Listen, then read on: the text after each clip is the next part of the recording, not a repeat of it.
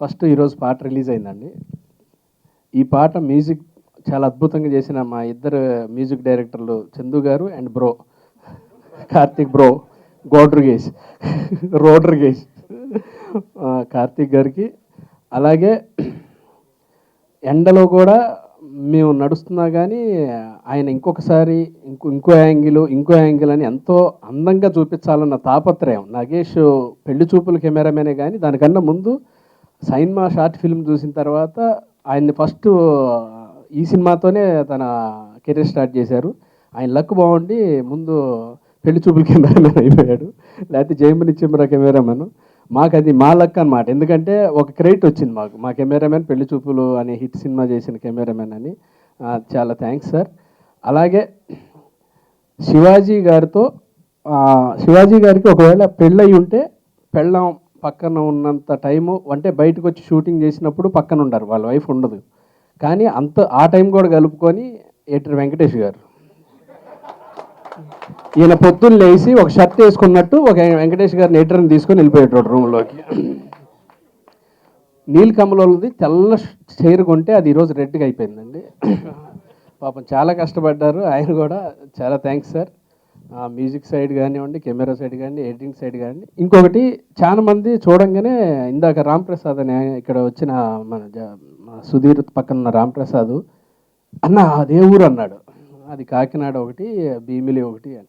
ఇలాంటి అద్భుతమైన లొకేషన్లు వీళ్ళ క్రూ. దాంట్లో మెయిన్గా చెప్పుకోవాల్సింది ఆనంద్. చాలా కష్టపడి ఎతికి మొత్తం తిరిగి నేను అంటే ఎందుకు బాగా ఇదిగా చెప్తున్నానంటే ఒక్కటి చెప్తాను. హీరో ఈ సినిమాలో ఫస్ట్ సైకిల్ వేసుకొని ఒక ఊర్లోకి ఎంటర్ అయ్యి ఇంట్లోకి వెళ్ళి ఒక సంచి తీసుకుంటాడండి. హీరో ఎంటర్ అయ్యేది ఒక రోడ్డు, అది నానక్రమ్ కూడా అవతల తీశారు. సర్వీ చెట్లుది నిజామాబాద్ దగ్గర తీశారండి, చెట్లలోకి ఎంటర్ అవుతాడు. దాని తర్వాత ఒక ఊర్లోకి పోచంపల్లో తీశారు. ఆ పోచంపల్లో పక్కన ఉన్న ఊర్లోనేమో మా ఇంటి ముందు తీశారు. ఒక 5 లొకేషన్లు ఓన్లీ సైకిల్ మీద నుంచి వచ్చి ఇంట్లోకి వెళ్ళడానికి. మళ్ళీ అతనే ప్రొడ్యూసర్. నేను షాక్ అయ్యా నిజంగా. శివాజీ గారు మీ ప్యాషన్కి గ్రేట్. అసలు మీకు మంచి టీం దొరికింది. సుబ్బరాజు గారు లాంటి సపోర్టు, అందరు ప్రతి ఒక్కళ్ళు మీకు వచ్చిన సపోర్టు, మీ మధు, మీ బావ పక్కలో బళ్ళెం మీకు ఆయన అందరూ ప్రతి సపోర్ట్. అదే చెప్పవచ్చు. వీళ్ళందరూ ఈ రకంగా హెల్ప్ చేస్తే ఈయన ఏదన్నా ఆలోచిస్తే ఆ సీను ఇది చేసావు కదా, దీనికి ఇది ఉండాలి కదా, దీనికి ఇది ఉండాలి కదా అని ఒక జడల్లినట్టు అల్లి నేను స్క్రిప్ట్ పట్టుకొని నా దగ్గరకు వచ్చిన తర్వాత నేను జనరల్గా అనిల్ రావుపూడి గారికి ఇలాంటి నా ఫ్రెండ్స్ ఉన్నారు, వాళ్ళందరినీ కూర్చోబెట్టుకొని పరశురాం బుజ్జి కావచ్చు వీళ్ళందరితో చేయించుకుంటా ఉన్నాను. ఈ ఒక్క స్క్రిప్ట్ మాత్రం ఇప్పటివరకు ఎవరి దగ్గర చదవంగానే ఓకే చేసేద్దామని చెప్పాను. అంత హెల్ప్ చేసిన పరమ్ సూర్యాన్స్ వాళ్ళ ఫ్రెండు, అతను కూడా స్క్రీన్ ప్లే చాలా అద్భుతంగా చేశాడు ఈ సినిమాకి, అతనికి హెల్ప్గా. ఈ సినిమా నేను చేసినందుకు చాలా అదృష్టంగా భావిస్తున్నాను.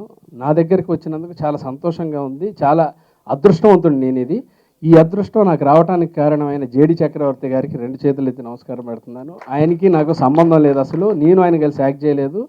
ఆయన సబ్జెక్ట్ వీళ్ళకి అంటే డైరెక్టర్ గారు వర్మ గారి దగ్గర, జేడి గారి దగ్గర, ఇంద్రగడ్డి మోహన్ కృష్ణ గారి దగ్గర వర్క్ చేశారు.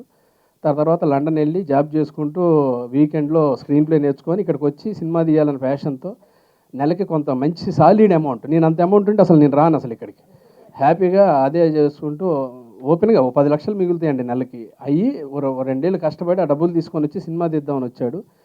మేము బడ్జెట్ చెప్పాం, నా మీద దానికి ఎక్కువైపోయింది, చాలా ఎక్కువైంది. అయినా కానీ ఆయన ఏ రోజు అధైర్యపడలేదు. ఆయన అనుకున్నది వచ్చిందా కష్టపడ్డాడు.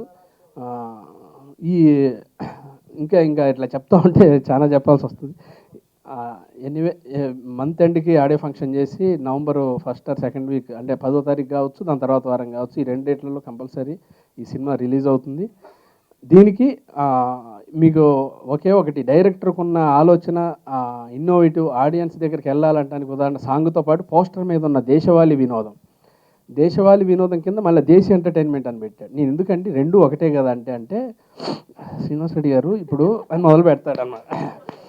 దేశవాళీ వినోదం మీకు అర్థం అవుద్ది సార్. అదే మీరు యూఎస్లోనో యూకేలోనో మీరు ఉంటున్నారు, మీ పాపకి తెలుగు చదవడం టక్మని రాదు కదా, ఇంగ్లీష్ ఉంది కాబట్టి దేశీ ఎంటర్టైన్మెంట్ అని చదవద్ది, అలా అర్థం అవుద్దండి. అంత డీటెయిల్డ్గా అసలు ఇక మనం స్పూన్ ఫీడింగ్ సినిమా కూడా అంతే ఉంటుంది. చాలా గొప్ప సినిమా, నా జీవితంలో మర్చిపోలేని సినిమా ఇది. ఇంకా ఇలాంటివి చెప్తే రెగ్యులర్ అవుతుంది, అందరు చెప్పినట్టు అవుతుంది అన్న ఉద్దేశంతో చెప్పట్లేదు.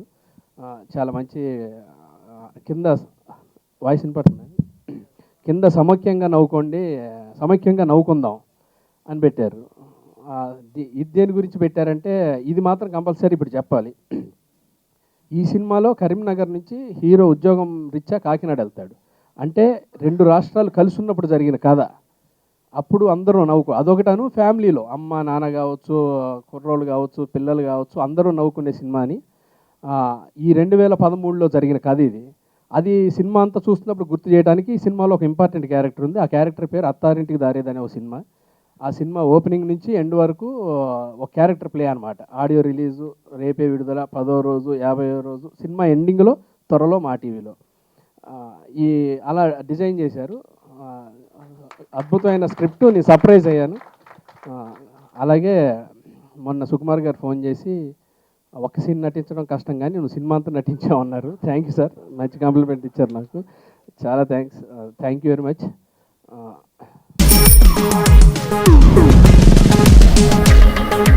ప్రపంచంలో ప్రతి ప్రేమ కథ మధురంగా ఉంటుంది, మనది మనకు మరీ అద్భుతంగా ఉంటుంది.